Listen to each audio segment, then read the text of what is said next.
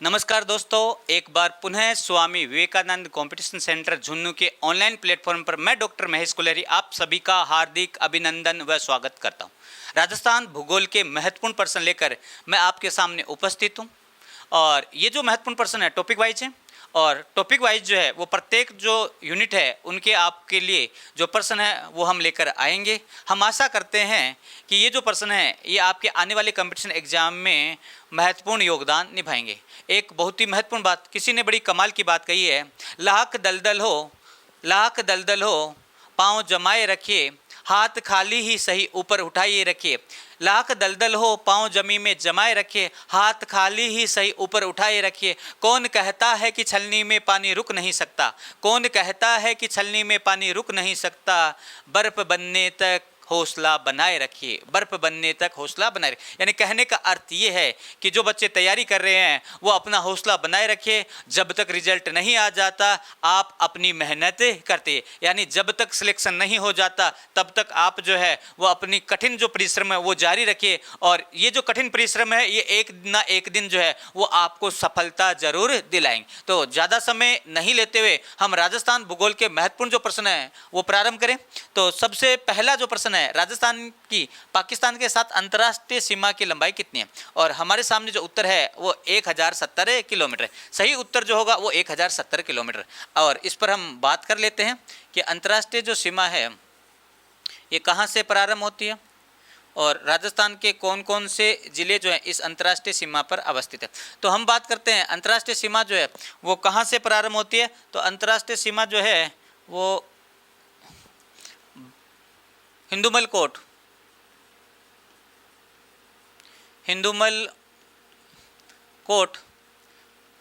श्री गंगानगर से प्रारंभ होती है। सबसे पहले जो जिला आएगा वो गंगानगर आएगा। गंगानगर के बाद में जो जिला आएगा वो बीकानेर आएगा। बीकानेर के बाद में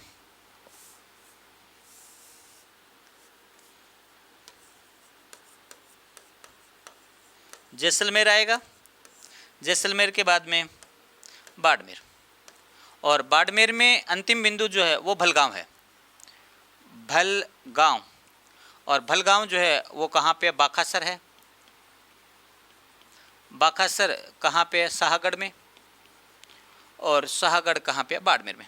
तो हम बात करते हैं 464 किलोमीटर लंबी जैसलमेर के साथ है, 168 किलोमीटर लंबी बीकानेर के साथ है, 220 किलोमीटर लंबी गंगानगर के साथ है, और हम कहते हैं 228 किलोमीटर जो है वो बाड़मेर के साथ है। तो अवरोही क्रम में बात करें, जैसलमेर, बाड़मेर, गंगानगर, बीकानेर। सीधा पूछे राजस्थान में सर्वाधिक लंबी, तो हम कहते हैं जैसलमेर, सबसे कम बीकानेर। दूसरी बात करते हैं कि ये जो रेड क्लिफ रेखा है, अंतर्राष्ट्रीय सीमा रेखा, इसका नाम है रेड क्लिफ रेखा। और रेड क्लिफ रेखा जो है, इस रेड क्लिफ रेखा का जो निदान है वो रेड क्लिफ आयोग ने किया था। और ये जो आयोग है इसका गठन जो है वो 8 जुलाई 1947 को, और इसका निर्माण, यानी कहने का अर्थ ये है रेड क्लिफ रेखा का निर्माण जो है वो 17 अगस्त 1947 को हुआ था, यानी भारत आज़ाद होने के 2 दिन बाद में इसका निर्माण। और इसीलिए ये जो डेट है ये कंपटीशन एग्जाम में पूछे। दूसरी, रेड क्लिफ रेखा भारत के कौन कौन से राज्य व केंद्र शासित प्रदेशों को छूती है? तो हम कहते हैं लद्दाख के बाद में जम्मू कश्मीर, पंजाब, राजस्थान के बाद में गुजरात। लद्दाख और जम्मू कश्मीर में आपको पता POK, पाक अधिकृत कश्मीर वाला बेल्ट, इसी से संबंधित है। और गुजरात में कच्छ का रण, यानी कच्छ का जो दलदल है वो इसी से संबंधित है। तो हमारे को जो याद रखना है वो ये याद रखना है कि अंतर्राष्ट्रीय सीमा की जो लंबाई है वो 1070 किलोमीटर है। नेक्स्ट, निम्न में से किस जिले की सीमा रेखा किसी अन्य राज्य की सीमा रेखा को नहीं छूती है? यानी कहने का अर्थ है, अन्य राज्य पूछा है तो अन्य राज्य का अर्थ ये है कि वह जो है वो अंतर्राज्य सीमा जो है उसको स्पर्श नहीं करती। अगर हम बात करें तो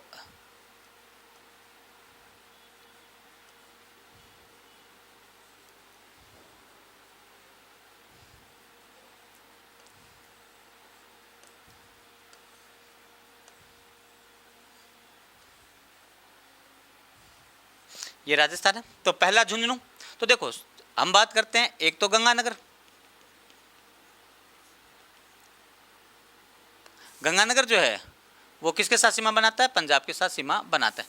गंगानगर जो है वो पंजाब के साथ सीमा बनाता है। गंगानगर के बाद में हनुमानगढ़, हनुमानगढ़ के बाद में चूरू, चूरू के बाद में झुंझुनू, झुंझुनू के बाद में सीकर, सीकर के बाद में जयपुर, जयपुर के बाद में अलवर, अलवर के बाद में भरतपुर, भरतपुर के बाद में धौलपुर, धौलपुर के बाद में करौली, करौली के बाद में सवाई माधोपुर, सवाई माधोपुर के बाद में कोटा, कोटा के बाद में बारा, बारा के बाद में झालावाड़, झालावाड़ के बाद में चित्तौड़, चित्तौड़ के बाद में भीलवाड़ा, भीलवाड़ा के बाद में प्रतापगढ़, प्रतापगढ़ के बाद में बांसवाड़ा, बांसवाड़ा के बाद में डूंगरपुर, डूंगरपुर के बाद में उदयपुर, उदयपुर के बाद में सिरोही, सिरोही के बाद में जालौर, जालौर के बाद में बाड़मेर। ये राजस्थान के वो ज़िले हैं जो अंतर्राज्यीय सीमा बनाते हैं। अगर हम बात करें गंगानगर और हनुमानगढ़ जो है पंजाब के साथ बनाता है, हनुमानगढ़ से लेकर भरतपुर जो है वो हरियाणा के साथ बनाते हैं, भरतपुर से लेकर धौलपुर यूपी के साथ बनाते हैं, और धौलपुर से लेकर बांसवाड़ा तक जो है वो मध्य प्रदेश के साथ सीमा बनाते हैं, और बांसवाड़ा से लेकर बाड़मेर तक जो है ये गुजरात के साथ क्या बनाते हैं? सीमा बनाते हैं। तो झुंझुनू हम कहते हैं झुंझुनू किसके साथ बनाता है? हरियाणा के, तो ये नहीं होगा। बूंदी, बूंदी यहाँ पे नहीं है, तो कहने का अर्थ उत्तर क्या हो जाएगा? बूंदी। भीलवाड़ा जो है वो किसके साथ सीमा बनाता है? मध्य प्रदेश के साथ सीमा बनाता है। डूंगरपुर जो है वो गुजरात के साथ क्या बनाता है? सीमा बनाता है। तो राजस्थान के 8 जिले जो है वो अंतर्वर्ती जिले कहलाते हैं, उनमें यहाँ पे बूंदी है। तो हम बात करते हैं अंतर्राज्यीय सीमा की, तो अंतर्राज्यीय सीमा जो है वो राजस्थान की कितनी है? 4850 किलोमीटर, और 1070 किलोमीटर जो है वो अंतर्राष्ट्रीय है, तो 0। 5920 किलोमीटर लंबी जो है वो राजस्थान की स्थलीय सीमा है, 5920, जिनमें 1070 किलोमीटर अंतर्राष्ट्रीय है और 4850 किलोमीटर अंतर्राज्यीय। 8 जो जिले हैं जो किसी के साथ सीमा नहीं बनाते वो हमें याद रखना है। पहला जो जिला है वो नागौर है, नागौर के पास ही है। दूसरा जोधपुर, जोधपुर के बाद में तीसरा जो है वो पाली है, चौथा राजसमंद है, राजसमंद के बाद में पांचवा जो है वो दौसा है, छठा जो है वो अजमेर है, सातवां जो है वो टोंक है, और आठवां जो है वो बूंदी है। तो ये 8 जिले जो है वो न तो अंतर्राष्ट्रीय सीमा बनाते हैं और न ही अंतर्राज्यीय सीमा बनाते हैं। और ऐसे ज़िले जो न अंतर्राज्यीय सीमा बनाते हैं और न ही अंतर्राज्यीय सीमा बनाते हैं, इन ज़िलों को अंतर्वर्ती ज़िलों के नाम से क्या किया जाता है? संबोधित किया जाता है। तो अपने को जो याद रखना वो ये बात याद रखने। नेक्स्ट प्रश्न की ओर बढ़ते हैं। राजस्थान के किस जिले की सीमा मध्य प्रदेश से संयुक्त है? तो अगर हम बात करें, ऑप्शन झालावाड़ है। तो आपको पता है यहाँ पे जो है वो झालावाड़ है, और झालावाड़ जो है वो किसके साथ सीमा बनाता है? मध्य प्रदेश के साथ सीमा बनाता है। तो मध्य प्रदेश के साथ सीमा झालावाड़ बनाता है। डूंगरपुर जो है ये भी जो है, डूंगरपुर जो है ये भी जो है वो किसके साथ सीमा बनाता है? ये मध्य प्रदेश, ये डूंगरपुर जो है वो गुजरात के साथ सीमा बनाता है, और भरतपुर जो है वो हरियाणा के साथ और उत्तर प्रदेश के साथ सीमा, सिरोही जो है वो गुजरात के साथ सीमा बनाता है। तो इसका सही उत्तर जो हो जाएगा वो झालावाड़ हो जाएगा। झालावाड़ जो है वो राजस्थान के जितने भी ज़िले हैं उन सभी ज़िलों में सर्वाधिक लंबी अंतर्राज्य सीमा जो है बनाने वाला जो जिला है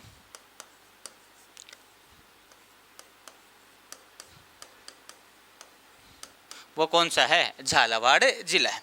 तो झालावाड़ जिला, देखो कितने जिले हैं जो अंतर्राज्यीय सीमा बनाते हैं, तो हम कहते हैं 1 2 3 4 5 6 7 8 10 11 12 13 14 15 16 17 18 19 20 21 22 23 23 जिले हैं।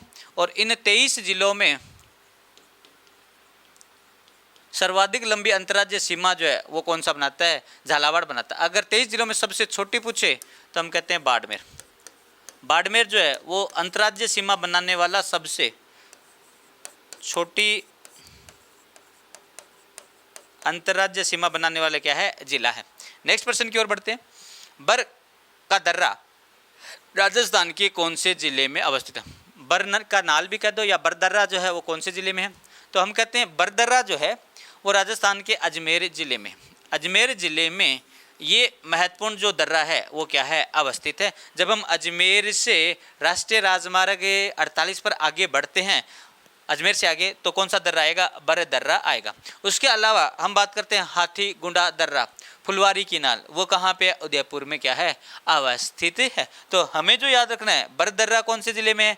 अजमेर जिले में है। और हम कहते हैं NH राष्ट्रीय राजमार्ग जो 48 है, इस राष्ट्रीय राजमार्ग 48 पर ये जो दर्रा है ये क्या है? अवस्थित। नेक्स्ट प्रश्न की बात करते हैं।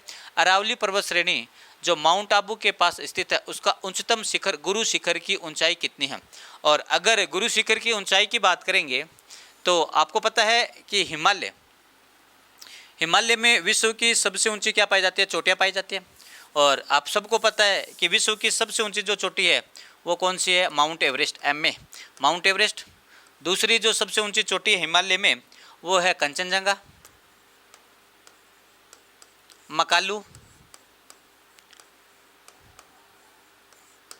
धौलाधर, धौलागिरी, नंदा देवी। नंदा देवी पूर्णतः भारत में स्थित सबसे ऊंची चोटी है, जबकि कंचनजंगा हिमालय में भारत की सबसे ऊंची पर्वत चोटी है।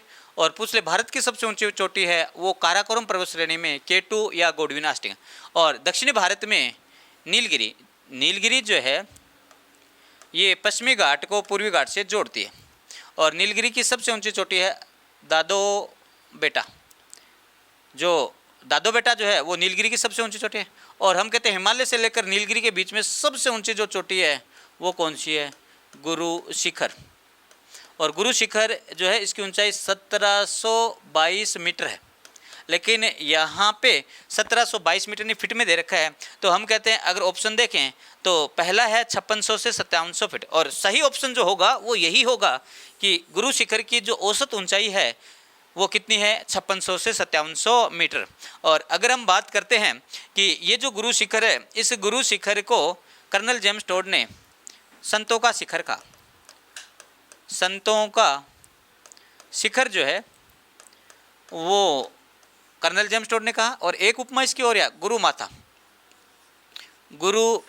जो है वो इसको उपमा दी जाती है। अगर सागर माथा कहे तो माउंट एवरेस्ट को, नेपाल में माउंट एवरेस्ट को सागर माथा के नाम से क्या किया जाता है? संबोधित। अगर गुरु माथा की बात करते हैं तो हम कहेंगे गुरु शिखर। और गुरु शिखर जो है वो हिमालय से लेकर नीलगिरी के मध्य सबसे महत्वपूर्ण हिल स्टेशन है। और ये जो हिल स्टेशन है राजस्थान का एकमात्र हिल स्टेशन है, यानी मध्य भारत का सबसे प्रसिद्ध हिल स्टेशन सतपुड़ा पर्वत श्रेणी में पंचमंडी।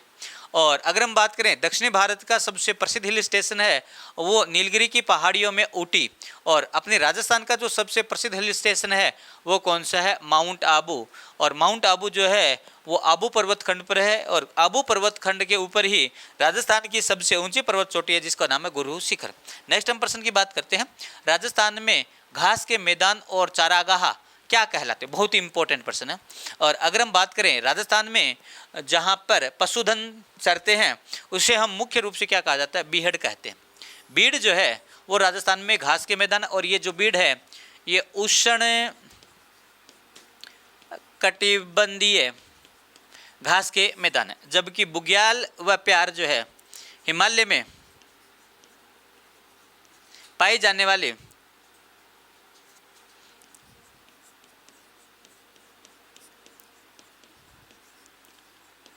घाटी है। बुग्याल या प्यार, हिमालय में जो रमणीय घाटी स्थल है उन्हें बुग्याल व प्यार के नाम से जाना जाता है। दूसरा द्वार, ये भी हिमालय में अवस्थित जो है वो क्या है, महत्वपूर्ण स्थान है।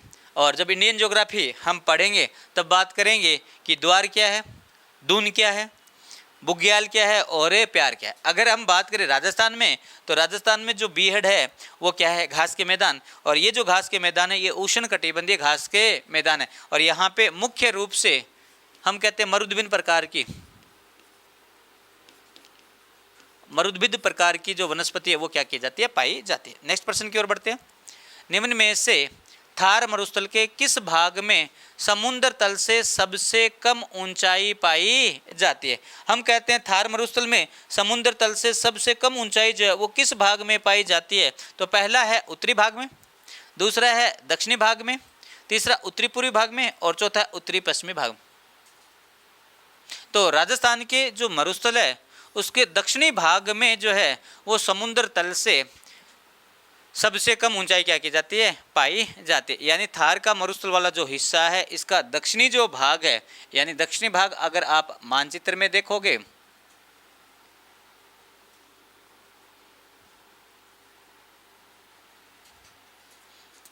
और ये अरावली है और ये थार का मरुस्थल है।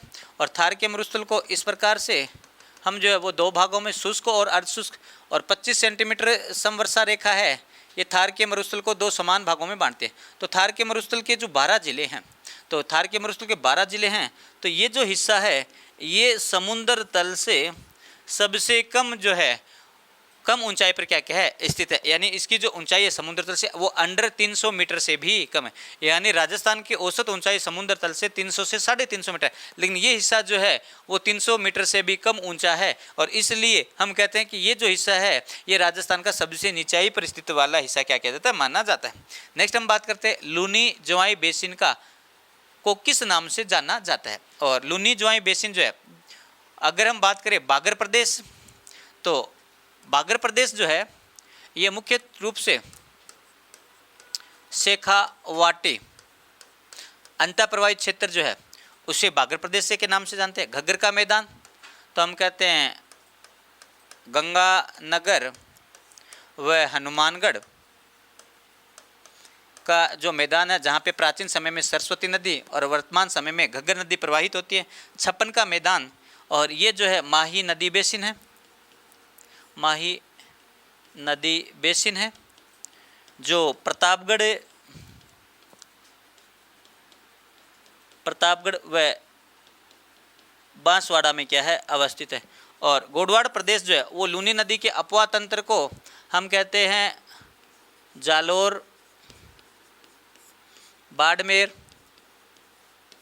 और सिरोही। यहाँ पे लूनी नदी अपवाह तंत्र को गोडवाड़ प्रदेश के नाम से क्या किया जाता है, संबोधित किया जाता है। तो सही उत्तर होगा लूनी नदी प्रवाह क्षेत्र को जालोर, बाड़मेर, सिरोही में गोडवाड़ प्रदेश के नाम से संबोधित किया। आबू पर्वत क्षेत्र किससे निर्मित है? और अगर हम कहें आबू पर्वत क्षेत्र जो है वो किससे निर्मित है, पहला ऑप्शन जो है ग्रेनाइट से, दूसरा ऑब्सिडियन से, तीसरा बेसाल्ट से और चौथा बिटुमिन से। तो सही उत्तर होगा ग्रेनाइट से। आबू पर्वत खंड जो है वो एक कठोर भाग है। हम कहते हैं आबू पर्वत खंड जो है वो 19 किलोमीटर लंबा और 8 किलोमीटर जो है वो चौड़ा है। और ये जो आबू पर्वत खंड है ये ग्रेनाइट है, और ग्रेनाइट से जब अपक्ष और अपर्दन होता है तो ये एक जो है गोलाकार है, हम कहते हैं चिकना जो प्रदेश है वो निर्मित हो जाता है। और इस प्रकार की जो भौगोलिक संरचना है उसे क्या जो है वो क्या कहा जाता है, बेकोलिथ कहा जाता है। भूगोल की भाषा में आबू पर्वत खंड जो है वो किसका उदाहरण है, बेकोलिथ का उदाहरण है। और बेकोलिथ जो है वो ग्रेनाइट की मजबूत चट्टान होती है जिस पर अपक्ष और अपर्दन जो है वो बहुत ही मंद गति से क्या होती है, कार्य करती है। और मंद गति से कार्य करते तो रेगमार की तरह ये जो है ये चिकना हो जाता है। और बेकोलिथ जो है इसका सर्वोत्तम उदाहरण है। तो आबू पर्वत खंड 19 किलोमीटर लंबा और 8 किलोमीटर चौड़ा बेकोलिथ का उदाहरण है। और इसी आबू पर्वत खंड पर राज्य की सबसे ऊंचा जो नगर है वो कौन सा, माउंट आबू वो बसा है। और माउंट आबू के साथ साथ यहाँ पे राज्य की सर्वाधिक ऊंचाई पे स्थित झील है जिसका नाम है नक्की झील। और नक्की झील जो है उस पर नन्न रोक व टोड रोक अवस्थित है।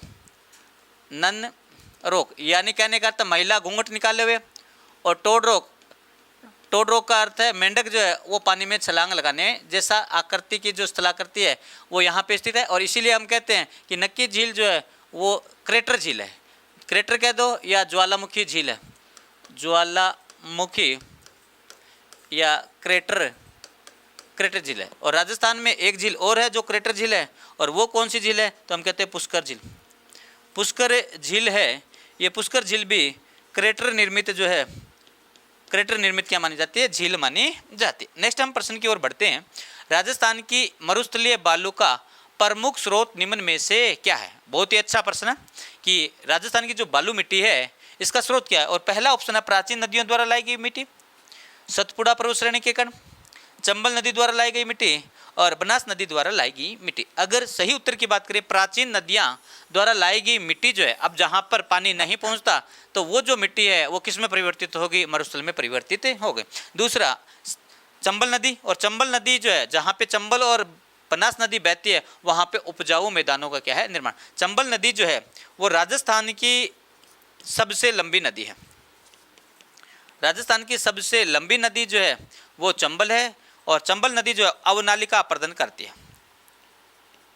अवनालिका अपर्दन का अर्थ है उबड़ खाबड़ जो स्थलाकृति है उनका क्या करती है, निर्माण करती है। उबड़ खाबड़ स्थलाकृति का निर्माण करती है, जबकि बनास नदी जो है वो समतल मैदान का क्या करती है, निर्माण करती है। यानी बनास नदी चादरी अपर्दन करती है जबकि चंबल नदी अवनालिका। पूर्ण अपवाह तंत्र की दृष्टि से, पूर्ण अपवाह तंत्र की दृष्टि से राजस्थान की सबसे लंबी जो नदी है वो कौन सी है, बनास नदी। नेक्स्ट प्रश्न की ओर बढ़ते हैं। निम्नलिखित को सुम्मिलित कीजिए, और सूची ए और सूची बी है। और हम कहते हैं उत्तरी पूर्वी अरावली, तो उत्तरी पूर्वी अरावली में मुख्य रूप से कौन सा भाग शामिल किया जाता है। तो उत्तरी पूर्वी अरावली जो है, उत्तरी पूर्वी अरावली जो है इसमें मुख्य रूप से अलवर को शामिल किया जाता है। दूसरा दक्षिणी अरावली, तो दक्षिणी अरावली जो है वो सिरोही में, तो पहला सी और लास्ट डी अगर ऐसा कोई दिख रहा है तो उत्तर आपको मिल जाएगा, पहला सी। दूसरा जो है अरावली का मध्यवर्ती भाग, तो अरावली का मध्यवर्ती भाग बी यानी जयपुर या अजमेर जो भी है, तो जयपुर है यहाँ पे। और भोराट का पठार जो है वो कहाँ पे है, भोराट का पठार जो है वो उदयपुर में। और हम कहते हैं भोराट का पठार जो है वो राजस्थान में गोगुंदा से लेकर, गोगुंदा कहाँ पे है, उदयपुर, गोगुंदा से लेकर कुंभलगढ़ तक का जो पठारी भाग है, कुंभलगढ़ कहाँ पे है, राजसमंद में। इसे क्या कहा जाता है, भोराट का पठार कहा जाता है। और ये भोराट का पठार जो है वो राजस्थान में जल विभाजक जो है इसका क्या करता है, कार्य करता है। यानी राजस्थान का सबसे विस्तृत पठार, और यही विस्तृत पठार अरब सागर के अपवाह तंत्र को बंगाल की खाड़ी के अपवाह तंत्र से अलग करता है, और इसे कहा जाता है जल विभाजक का कार्य। तो ये उत्तर होगा। नेक्स्ट हम बात करते हैं, झालावाड़ से बीकानेर की ओर सीधी रेखा में यात्रा करते हुए आप निम्नलिखित में से किस प्रकार के भौतिक स्वरूप के क्रम का अवलोकन करेंगे।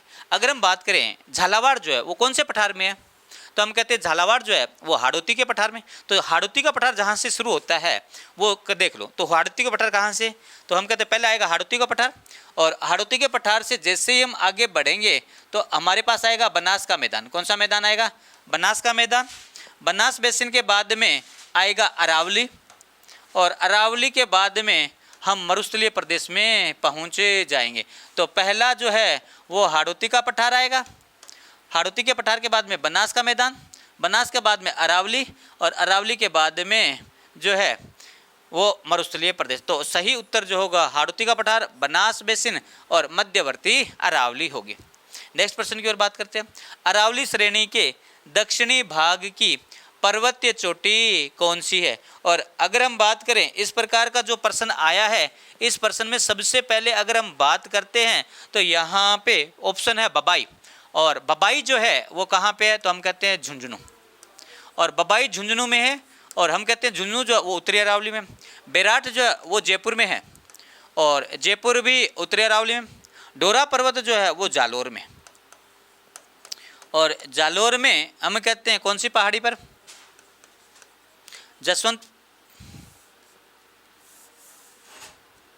जसवंतपुरा की पहाड़ियाँ, और रघुनाथगढ़ ये भी सीकर में है। तो अगर हम बात करें सीकर, जयपुर, झुंझुनू ये तो उत्तरी अरावली में, सही उत्तर होगा डोरा पर्वत। और डोरा पर्वत जो है वो जसवंतपुरा की पहाड़ियों में। तो हम कहते हैं जालोर की जो पहाड़ियाँ हैं, जालोर की जो पहाड़ियाँ हैं जिसे हम कहते हैं जसवंतपुरा की पहाड़ियाँ, इनमें मुख्य रूप से जो पर्वत चोटी है सबसे ऊंची जो है वो डोरा पर्वत है, डोरा पर्वत। दूसरा इसराना भाकर, रोजा भाकर, और चौथा जो है झाड़ोल पर्वत। तो ये जो है ये अवरोही क्रम में और लगातार कंपटीशन एग्जाम में यहाँ से प्रश्न बन रहा है, तो याद रखना इसमें जो सही उत्तर होगा वो डोरा पर्वत हो। नेक्स्ट प्रश्न की ओर बढ़े। निम्नलिखित में से कौन सा एक पठार माउंट आबू से लगा हुआ है? तो पहला है ऊपरमाल का पठार, दूसरा उड़िया का पठार, तीसरा हाड़ौती का पठार, चौथा भोराट का पठार। अगर आबू पर्वत खंड से पूछे तो उत्तर आएगा उड़िया का पठार। उड़िया का जो पठार है ये कहाँ पे है? तो हम कहते हैं उड़िया का पठार सिरोही में है। और हम कहें ऊपरमाल का पठार, ऊपरमाल का जो पठार है ये ऊपरमाल का पठार भैंसरोडगढ़ से लेकर, भैंसरोडगढ़ कहाँ पे है? चित्तौड़, चित्तौड़ से लेकर बिजोलिया, और बिजोलिया कहाँ पे है? भीलवाड़ा, भीलवाड़ा तक विस्तृत है। अगर हम बात करें हाड़ौती का पठार और भोराट का जो पठार है वो गोगुंदा, और गोगुंदा उदयपुर में, गोगुंदा से लेकर कुंभलगढ़ तक विस्तृत है। तो ये उदयपुर में है मुख्य रूप से, ये झालावाड़ में है, और उड़िया का पठार सिरोही। तो और हम कहते हैं कि आबू, माउंट आबू जो है वो कहाँ पे है? सिरोही में, तो ये भी सिरोही में। तो सबसे नज़दीक कौन सा होगा? उड़िया का पठार होगा। नेक्स्ट प्रश्न की ओर बढ़ते हैं। ऊपरमाल क्या है?